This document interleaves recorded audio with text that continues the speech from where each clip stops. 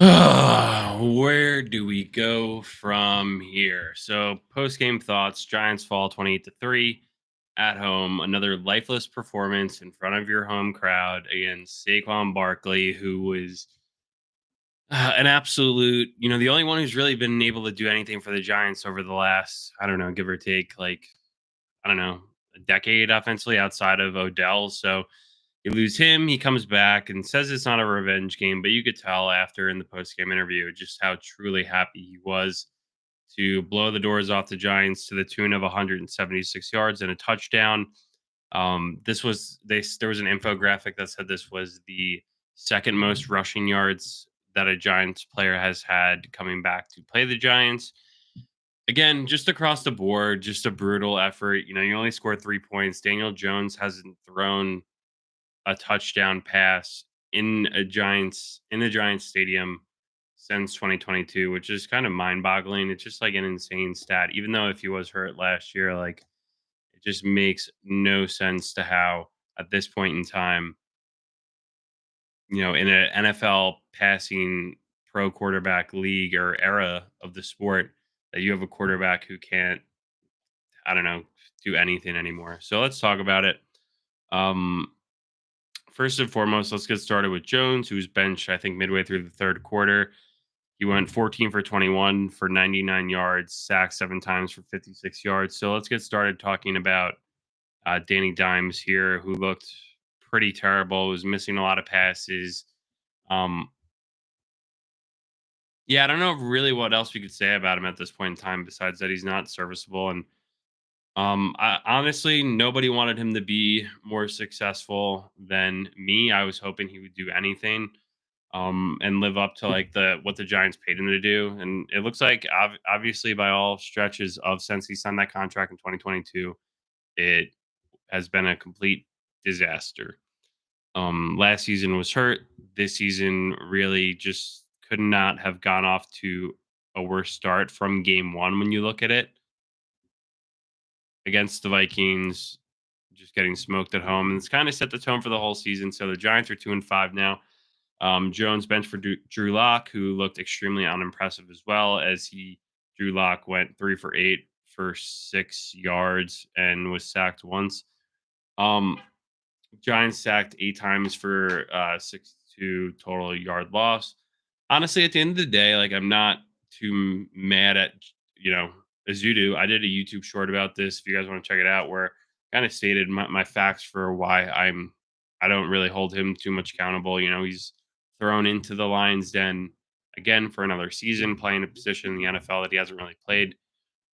So he's got to get better. But you saw that there was guys chipping, tight ends, running backs were trying to help him out, and they did as best of a job as they can. And the Eagles just found a way, and they said, you know what?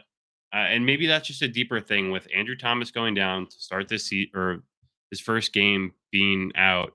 You're seeing the effects that kind of when you lose your all-star starting left tackle, how it could really just completely end the season, derail it completely. I mean, a lot of other teams know this happens, and they're completely fine. But I don't think the Giants have the skilled players, the positional players. Surely don't have the quarterback.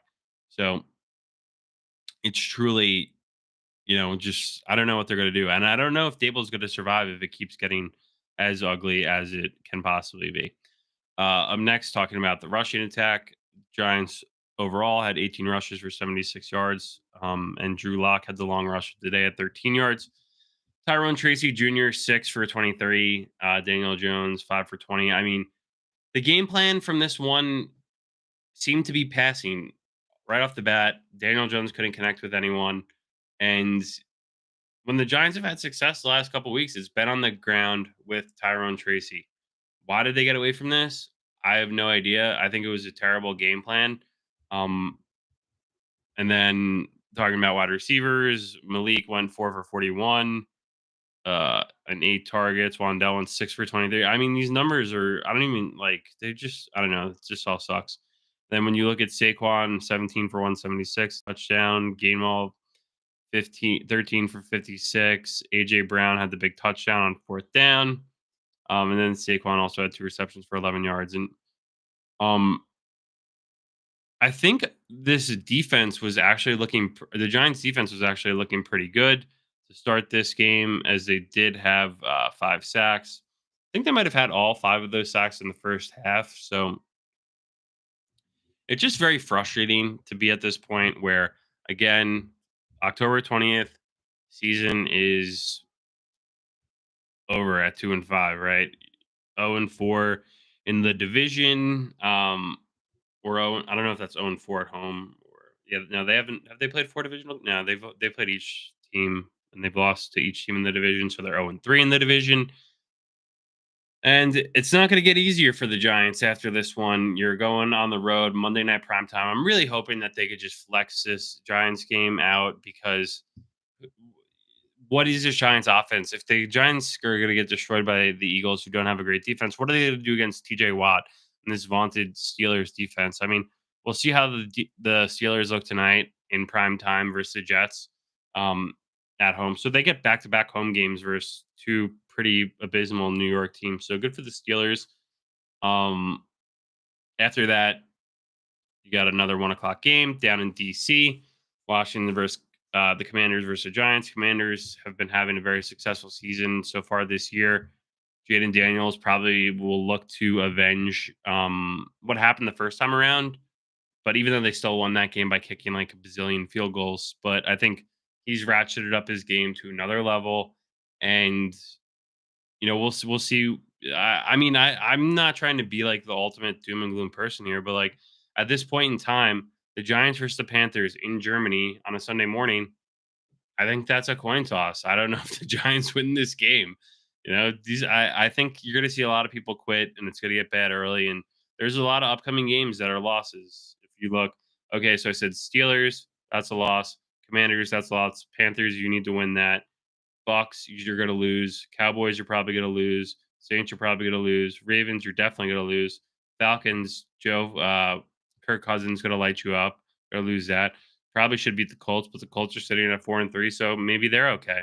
And then you finish the season on January 5th, my birthday, against the Eagles again, and that they're going to smash you. So I was really, I don't know. I going into the season, I had said that there were a few things that I was worried about. The play of Daniel Jones coming off injuries, not having any other explosive playmakers after losing Saquon, where Neighbors didn't really, they shut him down today for sure. Um, and maybe the tape is out there for Tyrone Tracy and Neighbors for how you could stop them. But honestly, at this point in time, it just sucks, and I'm pretty bummed out about it, because I didn't think that it would go up in flames as quick as it has. Um, and now you're looking at the Giants. Like, the Giants are the ultimate get right team for other teams that have their backs against the wall.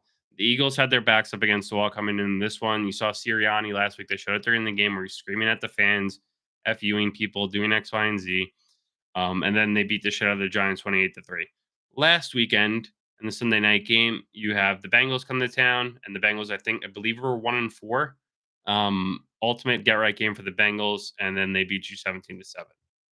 Week before that, you beat the Seahawks, which that team looks so different, like from how they look today. And before that, you had the Giants versus the Cowboys, and the Cowboys in an ultimate get right game beat you. So hate to if I was the Giants, I would hate to be playing a team that is in turbulent times and need a win desperately, because the Giants are the team to get that win against. They were a laughing stock last year. This year is turning into a laughing stock very quickly. And honestly, I don't know if Dable is going to survive the season, because we've seen before in the past when teams give up and teams get bad, how ugly it could get. And now you're going to look at how ugly it could get for a second straight year in a row. Definitely doesn't bode well for the coach and GM that kind of built this team and haven't had success really at all, except for one season when everyone thought you were going to suck. So I guess maybe that's just a microcosm of the NFL when you think about it. When the Giants were supposed to suck in 2022, they come out, they beat a couple really good teams. They beat the Ravens. Uh, you shock a bunch of teams. You get a playoff win versus the Vikings in their house. And then, then you get just absolutely mollywopped by the Eagles in the playoff game there. The team hasn't been the same since that game. Truly. The next year they get smoked. This year everything is falling apart, and it's got to get fixed. It's got to get cleaned up fast because if it doesn't, Dable's going to be looking for a job. I think because things can get out of control quickly. If you think about it, a couple years ago when Joe Judge was the coach, people were like, okay, maybe he'll get another season. And then season goes real south. You start running quarterback sneaks on your own 8-yard line on second down.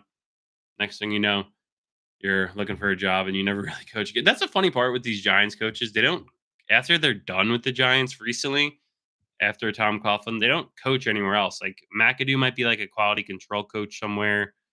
Pat Shermer is probably like an offensive coordinator. He's actually decent at that. Um, Joe Judge, nowhere. I have no idea. He's probably like on an Alabama like recruiting thing, or like he's probably. I think he might be like the Pats quarterback coach or something stupid. But anyway, that's the end of the live stream for today. I wish I had better news for everyone. But yeah, no, I'm super bummed out. Like even watching this game with some family members. One of my nephews is super young, and he turned to me and he's like, he's learning more about the game, trying to explain stuff. But he's like, so the Eagles score. Like, when do the Giants score? I was like, that's the part that I can't answer for you because you don't know. And who knows? Maybe they might not score for a while. Anyway, thank you guys for watching.